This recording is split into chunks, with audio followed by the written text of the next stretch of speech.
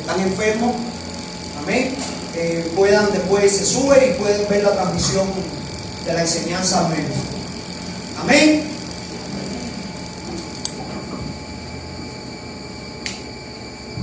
Gloria a Dios. ¿Qué estamos estudiando? Las bienaventuranzas. Ahora, pero el estudio es un poquito más largo, más prolongado, que es el Sermón del Monte. Aleluya. ¿Dónde está ubicado el Sermón del Monte? Mateo capítulo 5 al 7. Amén. Gracias, mi hermano. Ay, Dios mío. Ay, Dios mío. Bueno, estos ayudantes, bueno, pues. Mateos capítulo 5, 6 y 7. Vamos a estar estudiando durante quizás todo el año, 6 meses, lo que Dios disponga, todas estas enseñanzas que vienen a ser no más que el enlace entre el antiguo pacto y el nuevo pacto, que todavía no había venido en ese momento, pero que iba a venir. Es decir, la antesala del nuevo pacto es el Sermón del Monte. Otros le llaman como la cátedra magistral de nuestro Señor Jesús. Amén. ¿Cuándo fue que comienza ahí el nuevo pacto? A ver, Ricardo, que me ayude. ¿En qué momento de la historia comenzó? En el momento que vino el Mesías, comienza el pacto nuevo, el pacto renovado. Él es el que trae ese pacto. Correcto. ¿Por medio de quién? De Jesús, el Cordero de Dios, ¿verdad? Pero se hace efectivo, pudiéramos decir, o manifiesto este pacto, ¿cuándo? En la cruz del Calvario. Ahí en la cruz del Calvario es que se hace efectivo el nuevo pacto. Es lo mismo, y a veces ponemos este ejemplo del pintor, ¿verdad?, que pinta una obra de arte extraordinaria y de repente, por ejemplo, esta pintura que tenemos acá atrás no tiene firma, ¿verdad que no? ¿Quién la pintó?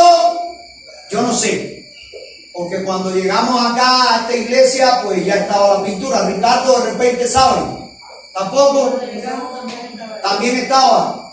Uy, solo que me tienen loco. Aleluya. Pero yo no sé de quién es esta pintura, ¿verdad? Identifico que esa pintura habla de qué. Estamos hablando de un ejemplo de esta pintura, ¿verdad? De la palabra de Dios, de la iglesia, de la Biblia, ¿verdad? Por el libro que está acá y por lo que me está diciendo ahí Juan 5:24. Pero no hay una firma. Pero en el caso del plan de redención, donde Jesús estaba pintando toda una obra extraordinaria en su creación, Él firmó su obra con una palabra o con dos palabras: consumado es. ¿Verdad? ¿Sí o no? Allí cuando Jesús estaba diciendo en el Calvario, en la cruz, consumado es, estaba dándole culminación a toda la obra que él estaba proyectando. Y aquí se resume en Mateo capítulo 5, 6, 7 esta obra de nuestro Señor Jesús, o la cátedra magistral de nuestro Señor Jesús. Buscamos ahí Mateo capítulo 5 y vamos a estar leyendo del 3 al 5. ¿Por qué del 3 al 5? Ya vimos las dos primeras bienaventuranzas, ¿verdad? Vamos a leer, vamos a estudiar hoy rapidito. Les prometo que va a ser rapidito. Es más, no voy a usar ni el material, porque es bien largo, no da tiempo. Y dice la palabra de Dios en Mateo capítulo 5, versos 3, 4 y 5. Bienaventurados los pobres en espíritu, ¿por qué? Ajá. Bienaventurados los que lloran, ¿por qué? Ajá. Bienaventurados los mansos, ¿por qué? Se dan cuenta que hay un conector hasta aquí. Después seguimos con las otras bienaventuranzas. Que hay un conector, el por qué. Es decir, ese por qué me está hablando de condición. Hay una condición, y ya lo habíamos estudiado a modo de repasar todo esto. Está condicionada esta bienaventuranza que Jesús estaba manifestando. ¿A quién? Leemos ahí versos 1 y 2. Viendo la multitud, subió al monte, y sentándose vinieron a él sus discípulos, y abriendo su boca les enseñaba diciendo. ¿Quién? Jesús estaba enseñándole ¿a quién? ¿A sus discípulos? Solamente no, había una multitud también juntamente con sus discípulos allí. Y Jesús entonces pone hasta este momento estas tres bienaventuranzas. Sigue, pero hoy vamos a repasar estas tres y estudiar solo capítulo 5, verso 5. Bienaventurado, le dice Jesús, felices, bendecido, es lo que significa bienaventurado, ¿verdad? ¿Sí o no?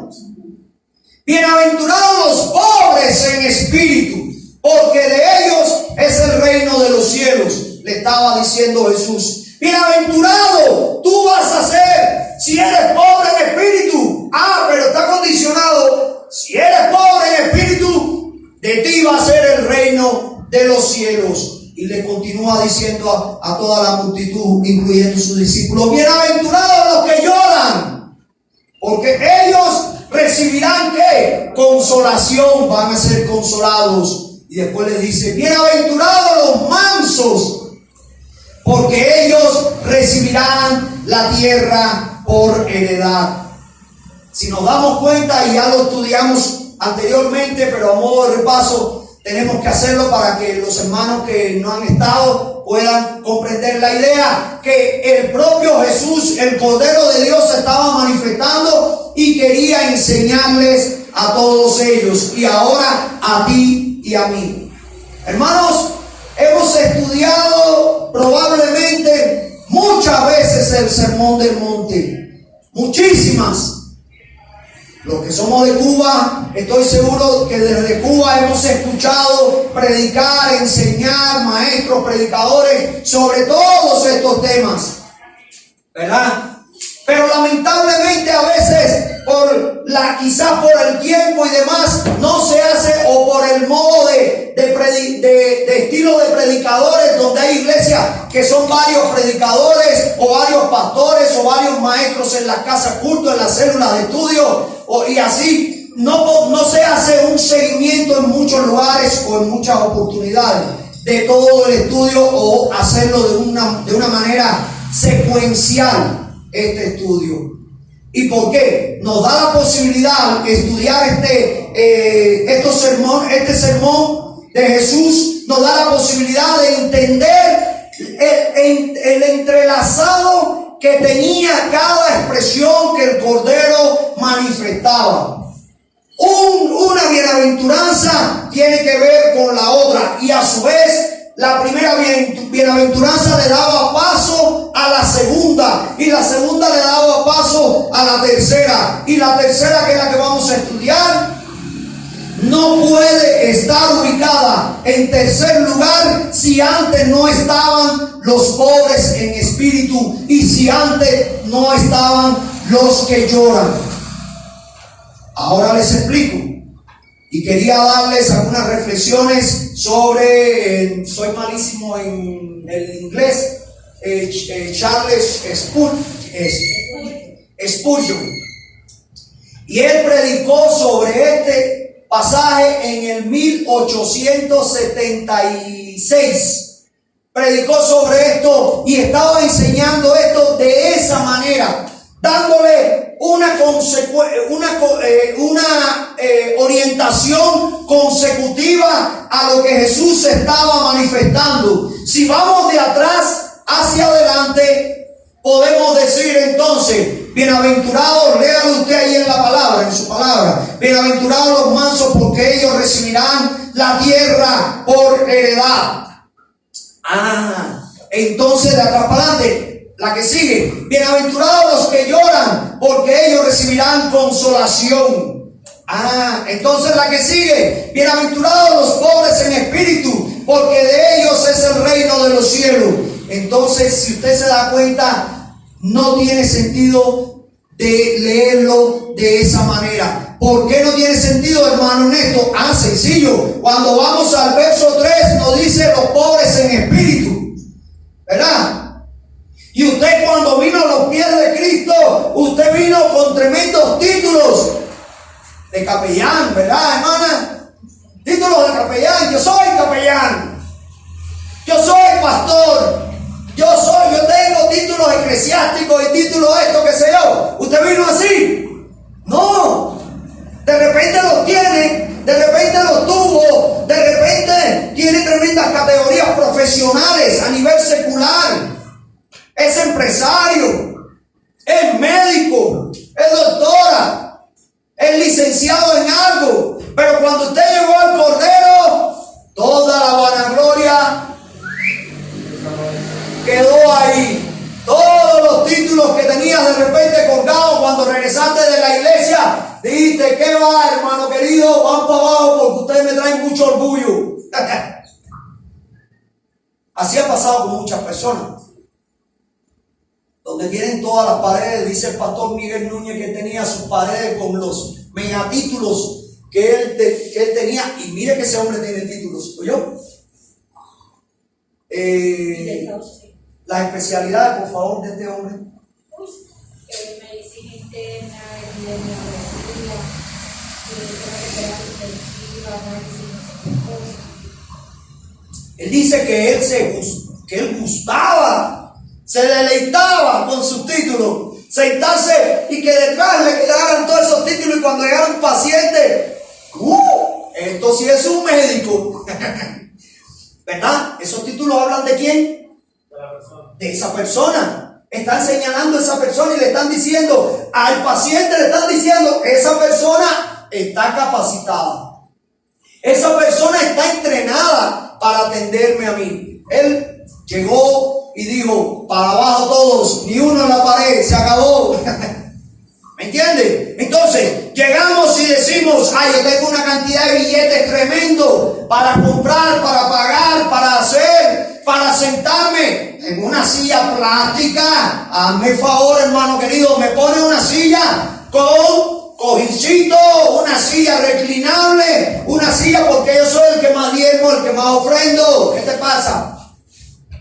Nada, hermano. Bienaventurados los pobres en espíritu. ¿Qué significa bienaventurados los pobres en espíritu? Que se desgarran de todo el orgullo, de toda la vanagloria. Reconocen que nada pueden hacer para agradar al Padre. Eso es pobre en espíritu. Vengo y soy vaciado totalmente. Cuando tú llegaste a los pies de Cristo, yo estoy seguro que usted vino full de problemas, full de cosas, full de ídolos, full de cacharros, full de cosas que estaban de dificultades, full de vicios, full de todos. ¿Sí o no? Muchos de nosotros llegamos a los pies de Cristo en candela, literalmente así. Pero cuando tú llegaste saciado de todo el mal, de todo lo del mundo, de toda la vanagloria, de toda la filosofía humana y todo el humanismo que todos los días nos están metiendo por la televisión, por aquí, por allá, por la prensa, por el internet, por donde quiera, llegamos y fuimos totalmente despojados, vaciados, pobres. Ahora eres pobre en las manos del Cordero. Y entonces Jesús le dijo, porque de ellos es el reino de los cielos. Nada de lo que tú has conseguido en este mundo, nada. Tú no eres rico, nada, tú eres pobre.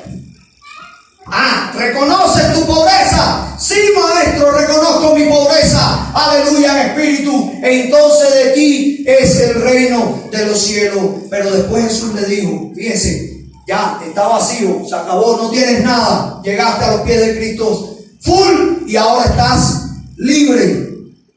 Nueva criatura eres, las cosas viejas pasaron y aquí a partir de ese momento todas son hechas, ¿qué? Nuevas. Aleluya. Ahora bienaventurados los que lloran. Pero ¿por qué yo tengo que llorar? ¿Verdad? ¿De qué manera yo tengo que llorar? ¿Por qué tengo que estar ahí tirado en una silla, la alabanza, no sé qué, y estar ahí llorando? ¿Por qué? Y el hermano, ¿por qué usted llora? Pudiera yo hacerle la pregunta a alguien y decirle, ¿verdad? Usted pudiera decirle, ¿por qué usted llora? Y de repente la persona le va a decir, lloro de tristeza porque le he fallado a mi padre. Lloro de tristeza porque todos los días cometo falta y hago el esfuerzo sobrenatural, sobrehumano, que no tengo la capacidad para alcanzar la posibilidad de deslastrarme de esa falta. Y reconozco que a Dios no le agrada. Por eso lloro. Lloro de debilidad espiritual. ¿Verdad? Entonces Jesús le dijo, porque ellos recibirán consolación. Aleluya. El propio Cordero estaría consolando. ¿Alguna vez usted le ha pasado que ha estado orando, humillado en la presencia del Padre, en su casa, en la iglesia, o algo así, ha sentido la presencia de Dios? Unos se erizan, otros sienten que le ponen la mano en el hombro, y usted mira y dice, aquí no hay nadie, los hermanos están orando también, ¿quién me puso la mano encima? No entiendo, en la cabeza, y dice, wow, ¿qué pasó? ¿Ah? ¿Le ha pasado alguna vez a alguien acá? A mí me ha pasado, ¿verdad? Eso es recibir consolación del Señor.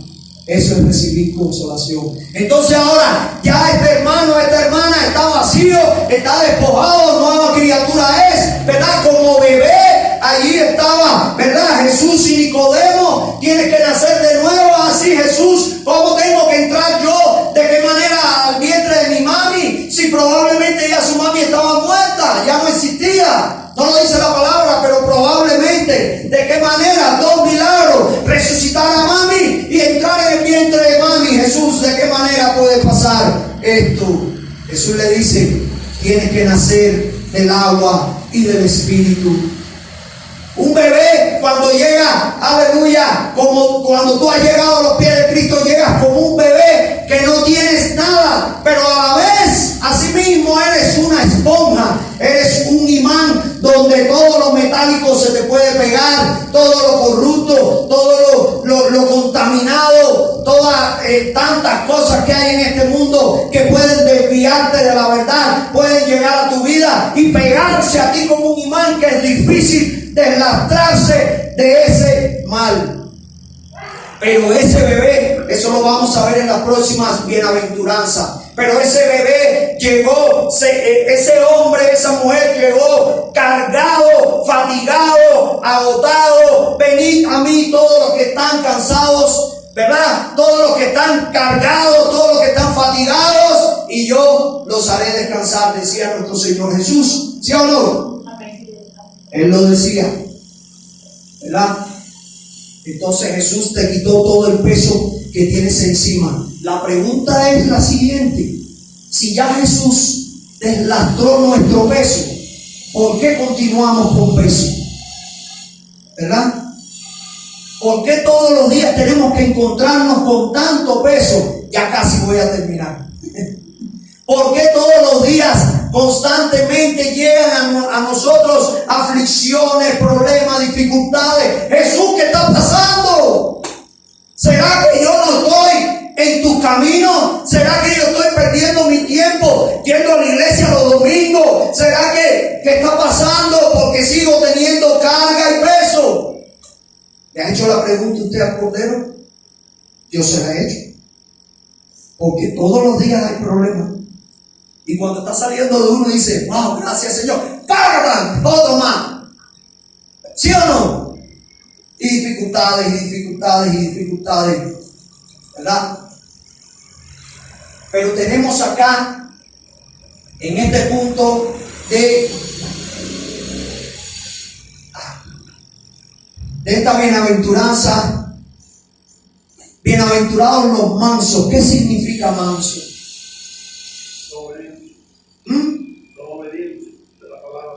Obediente. ¿Cómo pudiéramos calificar a una persona mansa? Dócil, obediente, humilde, sencillo. ¿Qué más? Pudiéramos, a ver, categorías o cualidades que pudiéramos añadirle a una persona mansa. Pausada, tranquila, calmada, obediente, dócil, humilde, ¿verdad?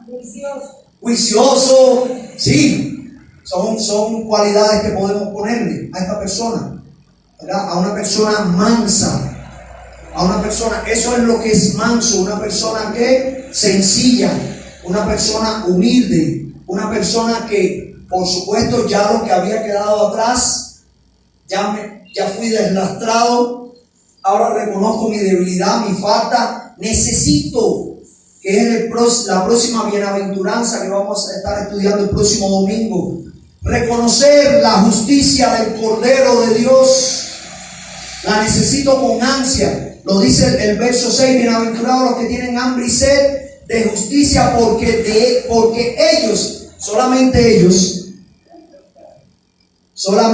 los que tengan hambre y sed de justicia. Y el domingo próximo vamos a estudiar sobre esto. Pero en el término de la bienaventuranza que nos corresponde, voy a poner solamente un ejemplo. Bueno, tengo varios aquí, pero creo que solamente uno. Solamente uno. ¿Qué ejemplo pudiéramos poner de persona humilde en la palabra de Dios? Persona dócil. ¿Qué ejemplo pudiéramos poner? ¿Ah?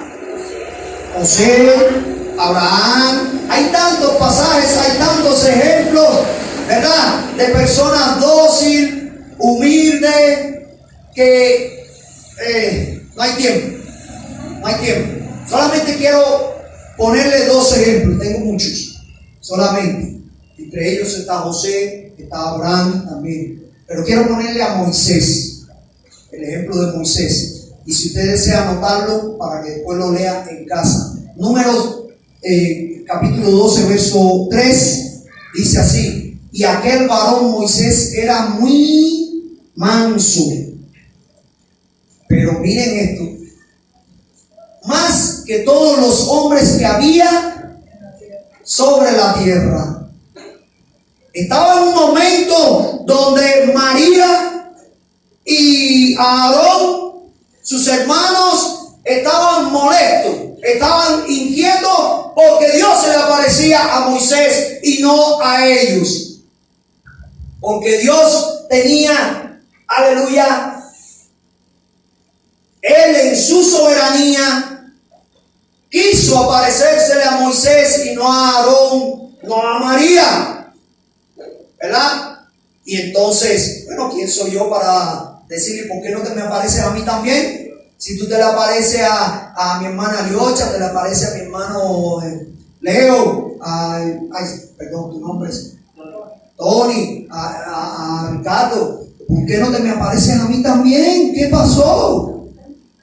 ¿Por qué? Había una condición y una cualidad que le faltaban a María y a Aarón. Ahí está en Números capítulo 12. Desde verso 1 lo puede estudiar después. Y era mansedumbre. Le faltaba a María y a Aarón mansedumbre. Y a causa de la desobediencia de María y Aarón, pues Dios los enfermó con lepra, a María y a Aarón. Y tuvieron que venir a Moisés y pedirle: Moisés, intercede para que seamos sanados. Pero lo importante de esta idea o de este episodio es que y aquel varón Moisés era no solamente era manso, era muy manso, se pasaba de ser sencillo. Pero ¿quién era Moisés? Ahí es donde está el problema. Una persona que estaba llena, que estaba saturada de toda la riqueza del imperio egipcio. ¿Y cómo Dios lo regresó a Egipto? Vacío totalmente. Pobre en espíritu lo regresó a Egipto. Pero no solamente eso, sino que cuando estaba allí frente a la zarza ardiente, le dijo: ¿cómo yo voy a ir? En otras palabras le dijo: si ya yo no soy nadie en Egipto, ya yo no tengo riqueza, ya yo no tengo título, ya yo no tengo el sello real, ya yo no tengo nada.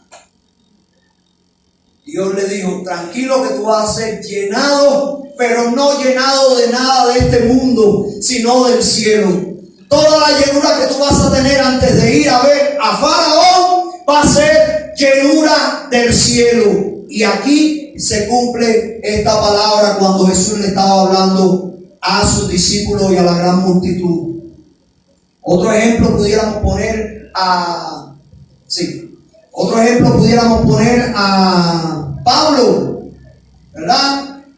Al apóstol Pablo. ¿Quién era Pablo? O Saulo de Tarso. ¿Quién era? Una persona preparada, capacitada. ¿Quién fue su profesor? Gamaliel, el mejor capacitado y entrenado para poder enseñar en el proceso del judaísmo, ¿verdad? En la Torá, ¿verdad? En el Talmud. Mire, Saulo de Tarso se conocía todas las leyes habidas y por haber. Y mire que son leyes, porque en la Torá son 600 y pico. La Torá estamos hablando de Saulo de Tarso para entender los términos, ¿verdad? Estamos hablando de Saulo de Tarso, la Torá. ¿Qué cosa es la Torá? La ley, Génesis, Éxodo, Levítico, Número, Deuteronomio. Y ese hombre se la sabía desde el primer verso hasta el final. Pero adicional a eso, se sabía todas las leyes se me olvidó. Que los fariseos habían establecido en el Talmud, que son las leyes adicionales a las más de 600 leyes que están en la ley. Había un montón. Ese hombre se las sabía todas, tenía tantos títulos de todo. ¿Y qué pasó con este hombre? Yendo camino a Damasco, se acabó todo. Se acabó todo tu conocimiento, tus habilidades terrenales, tus títulos, se acabó todo. Dios lo llamó. ¿Qué quieres que haga, Señor? Fueron sus palabras. Aleluya. ¿Será que tú y yo dijimos esas palabras cuando el Señor nos llamó? ¿Será? Otros ejemplos también pudiera ser el propio Jesús. También. Y lo podemos ver ahí en Isaías 53, cuando el Cordero de Dios, ¿verdad? O la manifestación de cómo iba a ser el sacrificio del Mesías, del Cordero de Dios, de qué manera iba a ser sacrificado, de qué manera. Y mi pregunta es, bueno, no sé, ¿será que todavía el pueblo judío está esperando a este Mesías? ¿Será que todavía están esperando a que sea crucificado, donde ya en esta época no se crucifica a nadie? ¿Será que a no ser en las naciones donde asesinan, matan y persiguen, pero ahora ya no se usa ese estilo de sacrificio? Ahora pues le echan un plomazo a uno, una horca, no sé, cualquier cosa, ¿verdad? A las personas que son condenadas a una silla eléctrica, a una, ¿cómo se llama?, inyección letal y todas esas cosas, ¿verdad? Entonces, leyendo Isaías 53, se deja de tarea para que después lo podamos leer. Podemos ver allí la forma en que el Cordero de Dios iba a ser sacrificado. Iba porque estamos en Isaías, retrocedimos a la época, recuerden. Iba a ser sacrificado, ¿verdad? En obediencia, en mansedumbre, como cordero. ¿Qué cosa es un cordero? ¿Qué cosa es un cordero? ¿Qué cosa es una ovejita? Un animalito manso. Un animalito, por eso Jesús decía, mis ovejas, ¿qué? Oyen mi voz y me siguen. Mis ovejas oyen. ¿Y por qué siguen al pastor de las ovejas? ¿Por qué? Porque primero ellas son mansas, son dóciles para seguir al pastor de las ovejas, ¿verdad? De la misma manera también la mansedumbre es una de las cualidades del fruto del Espíritu Santo, que está en Gálatas 5:22, para los que están anotando, que dice así: mas el fruto del Espíritu es amor, gozo, paz, paciencia, benignidad, bondad, fe, mansedumbre, templanza. Pero además dice el apóstol Pablo aquí en Gálatas 5:22, contra tales cosas no hay ley, pero los que son de Cristo han crucificado la carne con sus pasiones y deseos. Si vivimos por el Espíritu, andemos también por el Espíritu. Amén. Acá después no hay tiempo para estudiar el tema de que aquí Pablo estaba tratando de la ley y demás. No tenemos tiempo ahora para esto. Pero entonces, en esta bienaventuranza hay un porqué. ¿Cuál es el porqué de esta bienaventuranza? A ver, usted está leyendo junto conmigo, ¿sí o no? Bienaventurados los mansos. ¿Por qué? Porque ellos recibirán la tierra por heredad. Búsquelo allí. Porque ellos recibirán la tierra por heredad. ¿Y qué tierra vamos a recibir nosotros ahora? ¿Qué tierra pudiéramos recibir nosotros ahora? ¿Verdad? Bueno, yo les voy a llevar. Recuerde, tenemos que ir a el contexto en que Jesús estaba hablando del tema. El contexto, la época, el auditorio original, quiénes eran, ¿verdad? Pero Apocalipsis 21, 1 en adelante, termino con esto y con una historia pequeñita que quiero leerles. Ayúdenme a buscarlo, Apocalipsis. Cielo nuevo y tierra nueva. Aquí está hablando o está escribiendo ¿quién? El apóstol Juan. El único de los 12 que murió de anciano, ¿verdad? Dice así: bienaventurados los mansos, porque ellos heredarán ¿qué? La tierra por heredad. O tendrán la tierra por heredad, ¿verdad? Tendrán la tierra por heredad. Esta herencia a la cual Jesús estaba hablando aquí no es cualquier herencia, no es la misma herencia que mi mamá, mi papá me dejan en un testamento su casa, ¿verdad? Y yo hago posesión, falleció mi mamá, mi papá, yo hago posesión de los bienes que ellos me dejaron, sí, ¿verdad que sí? Pero lamentablemente las posesiones que mami y papi nos van a dejar son temporales, porque de repente vino un terremoto y se acabó la casa, o de repente vino las autoridades, el gobierno y dijo: esta manzana la necesito para construir no sé qué, y tienes que retirarte y tienes que irte, ¿verdad? De repente te mandan a otra casita, o de repente te dicen, te tasan tu casa. Así pasa en Cuba, ¿sí o no? Te tasan tu casa y te dicen: tu casa vale 2 lochas es 2 pesos. 2 pesos. Pero si yo gasté una millonada aquí, esa es la tasación. Listo, escoge. Te vas con tus 2 pesos o venimos y la demolemos y listo, porque el terreno, la tierra, no te pertenece a ti. ¿Usted sabía eso?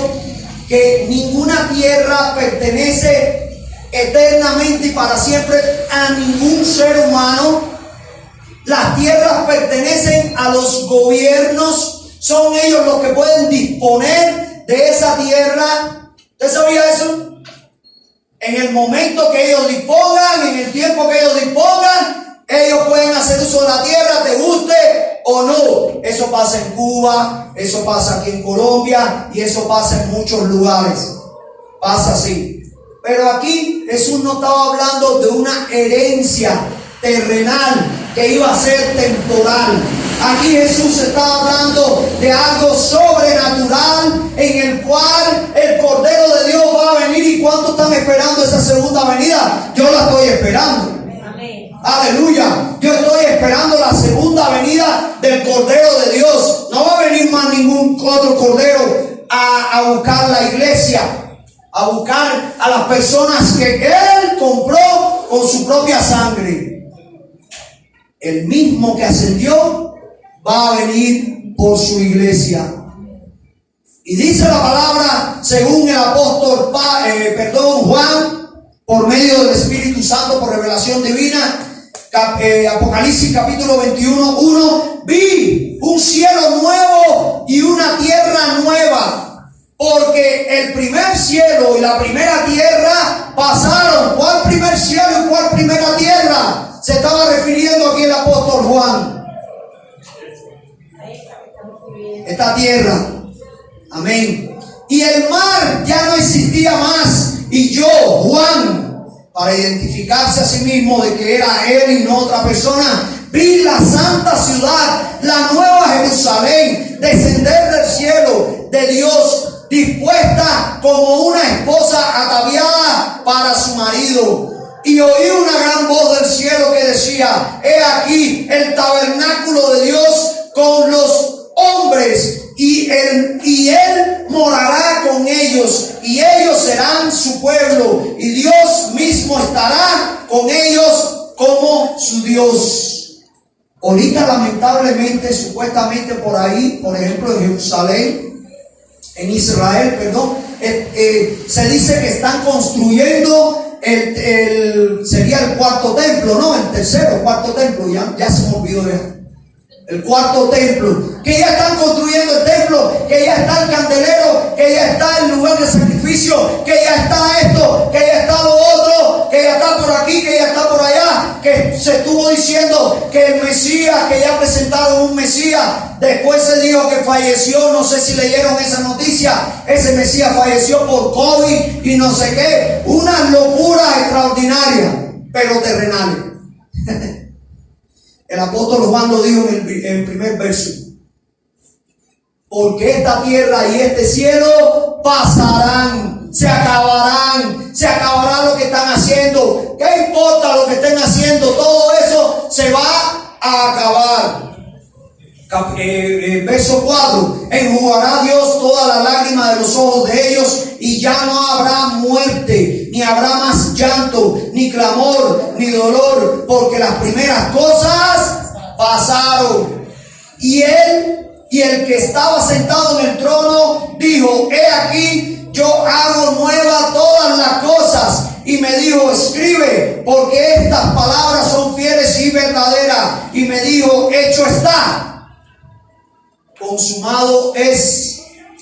Hecho está. Yo soy el alfa y el omega, el principio y el fin. El que tuviere sed, yo le daré gratuitamente de la fuente del agua de la vida. Y el que venciere heredará todas las cosas, y yo seré su Dios, y él será mi hijo. Jonathan, ponme un instrumental de eso acá. Aleluya. Esta gerencia que pudiéramos estar recibiendo hoy, aquí se van a quedar. Aquí se van a quedar, amados hermanos y hermanas. Nada de lo que construyamos en este mundo es eterno. Todo es pasajero. Alguien decía, y me gusta mucho, ayúdame Aliocha, que uno tiene que viajar, como era, ligero o algo así. Que en este mundo uno llega a este mundo con una cantidad de equipajes lleno de toda malicia, de toda maldad, de todo pecado, de todo orgullo y demás. Pero que una vez que has llegado a los pies del Cordero, aleluya, eres deslastrado totalmente de todo y te sientes vacío, comienzas a sentir, aleluya, de que la dependencia ahora del Padre, hacia el Padre, la dependencia. Y de esta manera decía esta persona: uno viene a este mundo full de maletas, pero cuando viene a los pies del Cordero debe de andar ligero. Y yo no veo a ningún ser humano que ande ligero. Mire que nos gusta a nosotros acumular cosas y tener la casa llena de muebles y tener la ropa, y abrimos closet y tenemos ropa que probablemente no nos ponemos nunca. ¿Sí o no? ¿Ah? Así que los verdaderos mansos, amados hermanos, son aquellas personas que son antes que nada sumisos a la voluntad de Dios, a la voluntad del Padre. Todo lo que Dios quiere, ellos lo quieren. Todo lo que el Padre anhela, eso es lo que anhela o debe de anhelar una persona mansa. Recibir la tierra por heredad nos está hablando de las riquezas celestiales, no de aquella tierra que Josué conquistó, no de aquella tierra que Moisés pudo ver desde un monte y que no alcanzó, porque esa tierra también se iba a quedar. Porque Jericó y todas las ciudades que Josué conquistó junto al pueblo, allí junto al pueblo de Israel, se acabaron. ¿Dónde está Jericó ahorita? No existe. Ni las ruinas, solo muritos y cositas. Búsquelo ahí en internet y está. Se acabó. ¿Qué es lo que perdura entonces? ¿Y qué es lo que tú y yo, como mansos y humildes de corazón, debemos de anhelar? Lo celestial. Viajar ligero. Quiero leerle esta historia y termino con esta historia. Les prometo, solamente es la historia. Voy a intentarla leer de esta manera para que podamos comprenderla.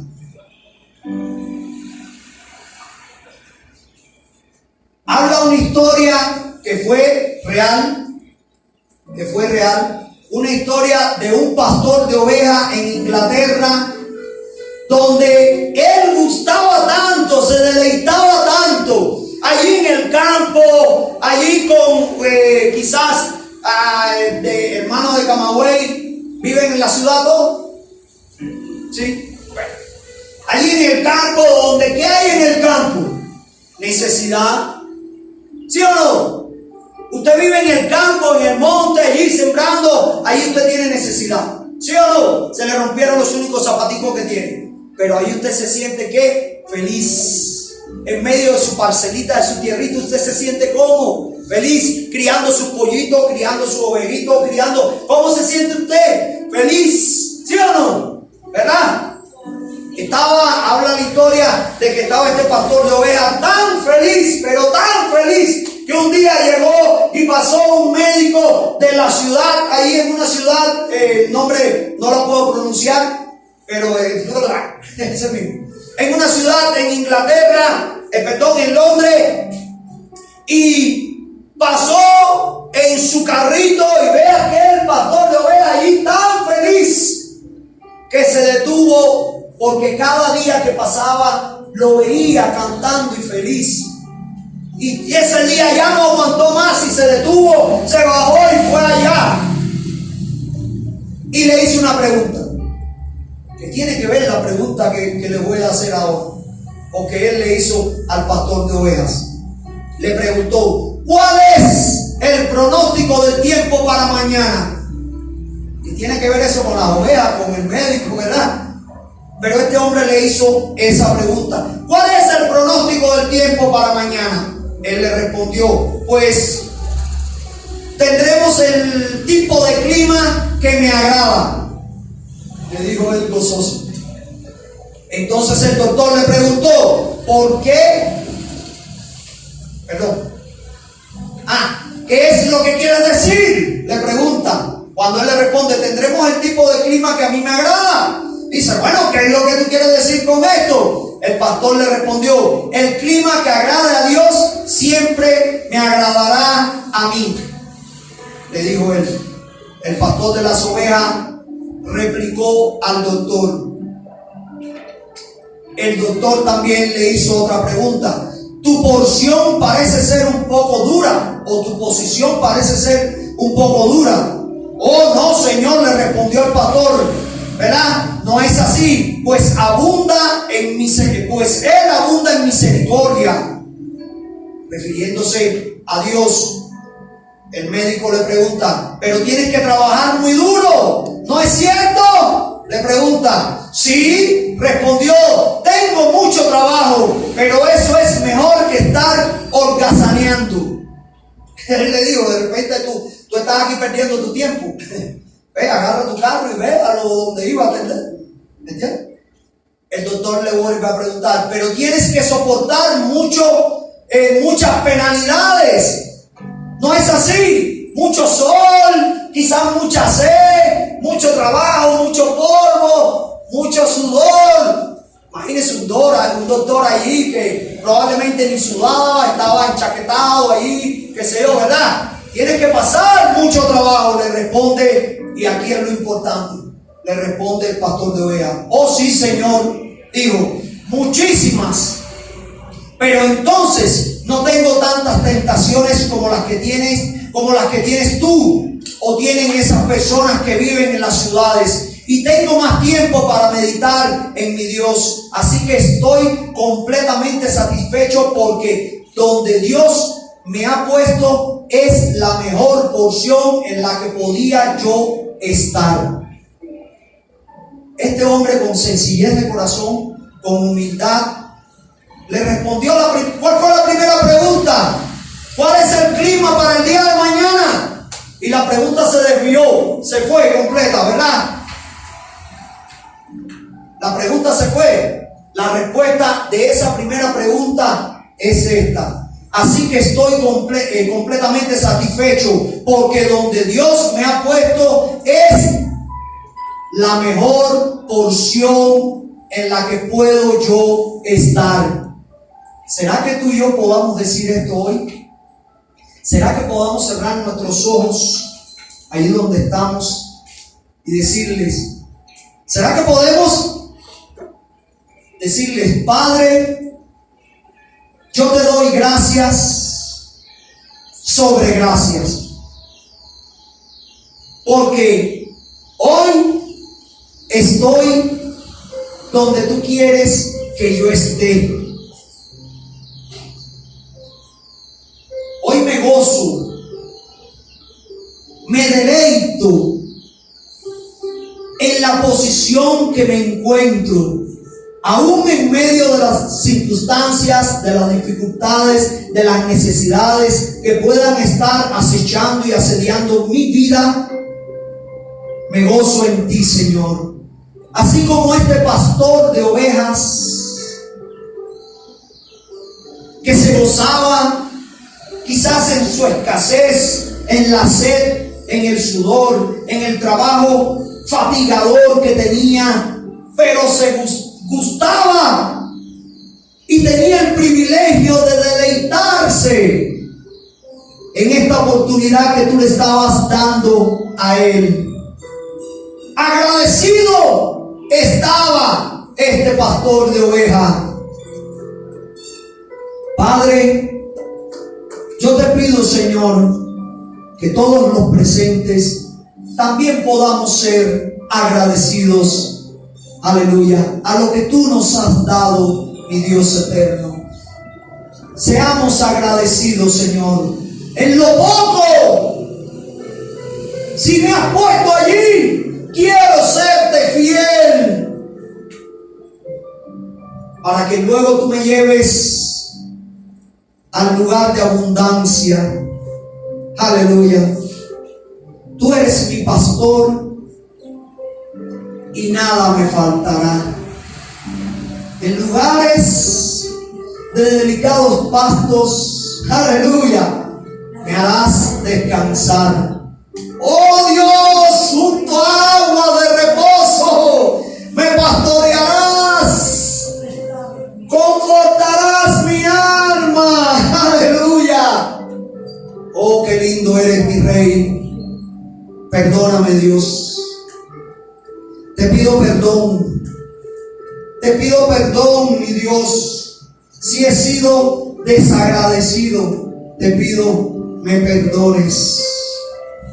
Tú puedes decírselo al Señor allí, si es tu deseo, en el sirvo apacible con tu Padre Celestial.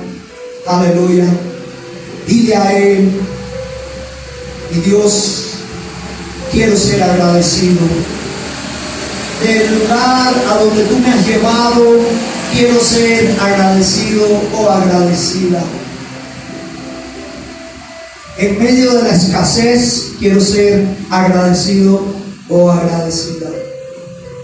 No quiero renegar de ti nunca, Padre Santo, aún en medio de las dificultades. Gracias, Señor Todopoderoso. Muchas gracias, soberano Rey de Gloria. Muchas gracias, Señor. Te invito a que me acompañes a leer el Salmo 23.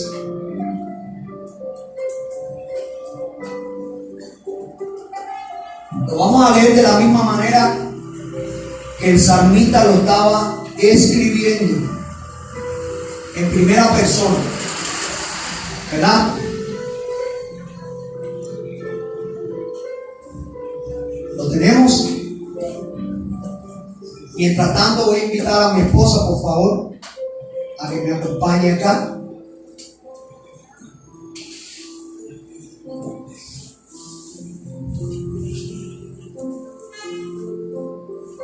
Qué tremendo cuando estaba el salmista allí escribiendo este salmo. Wow. ¿Será que él no estaba pasando por valle de sombra y de muerte? Yo creo que sí. Yo creo que la cosa estaba dura, ¿verdad? Yo creo que su vida estaba en peligro. Yo creo que tenían tremenda necesidad, tremenda escasez. Yo creo que no tenía agua para beber. Lo podemos leer también allí en libros anteriores. Yo creo que este hombre estaba siendo perseguido. Yo creo que este hombre probablemente andaba hasta descalzos, probablemente no tenía un peso encima, pero dijo estas palabras: 1, 2 y 3.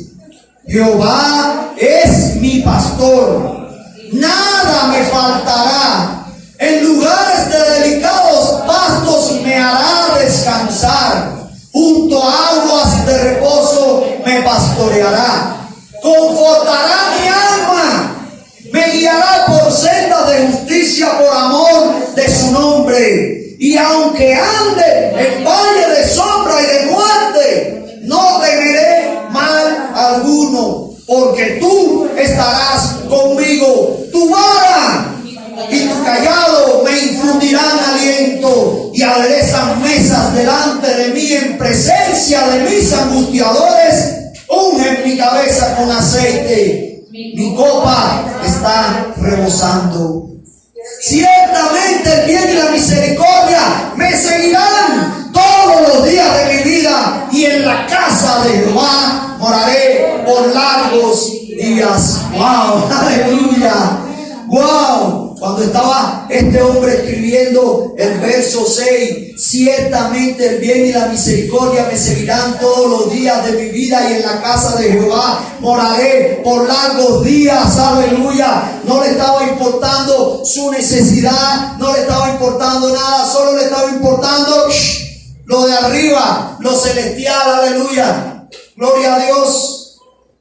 Solamente importaba, le voy a pedir a mi esposa que me va a acompañar hoy acá a ministrar la cena del Señor. Aleluya. Te pido permiso ahí para decir algo.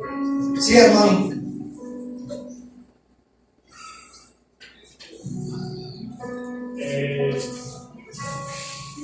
Yo quiero participar de la cena del Señor, pero en las condiciones que yo me encuentro, tengo que primero. Aleluya. Santo, Santo, Cordero de Dios. Aleluya. Oh Dios. Yo quiero compartir. Santo Dios. La Escritura dice aquí, Porque el que come y bebe. Aleluya.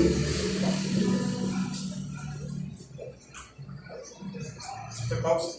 Santo eres. Porque esto es una cosa aquí. Amén. La Escritura dice: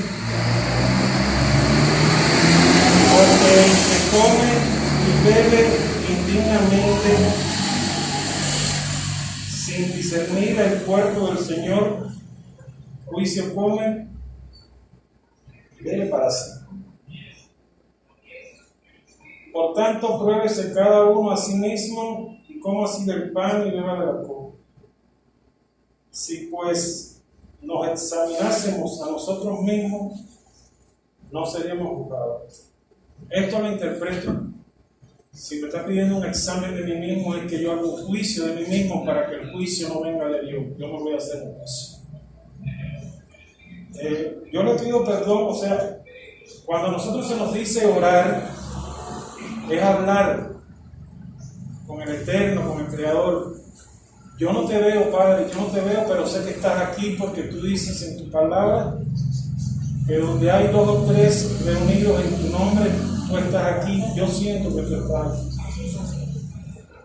Yo te pido perdón porque durante un prolongado tiempo la ira, el odio, el deseo de venganza, el rencor, la indiferencia, no es que ha pasado por mi mente, es que yo lo he incubado en mi corazón. Santo eres Dios. Indiferencia de querer predicar tu palabra, enseñar tu palabra, y al ver que las personas a las cuales me dirijo, de que le quiero transmitir eso, no les interesa, pues me pongo indiferente.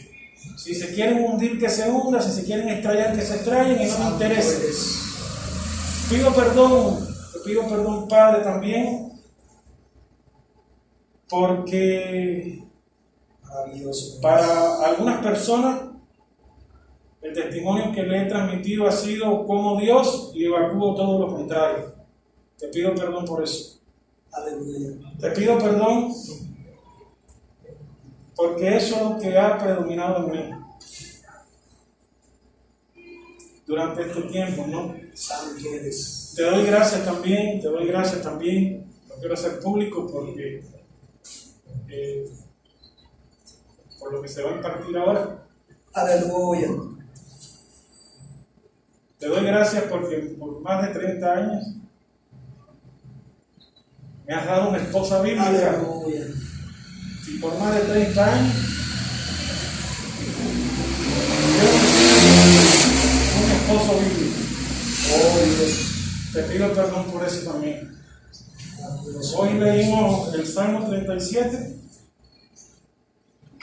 Y en el Salmo 37, en el verso 5, tú dices que encomendemos nuestro camino a ti. Yo estoy encomendando mi camino a ti. No lo reconozco. Sé que eres todopoderoso, sé que eres el creador del cielo y de la tierra, pero no he confiado en ti, no lo he hecho. He tenido mucha desconfianza. Te pido perdón por todo eso. Te pido que me ayudes Aleluya. a vivir una vida conforme a tu santa y divina voluntad. Mi presente y mi futuro te lo entrego. No quiero hacer otra cosa que no sea servir.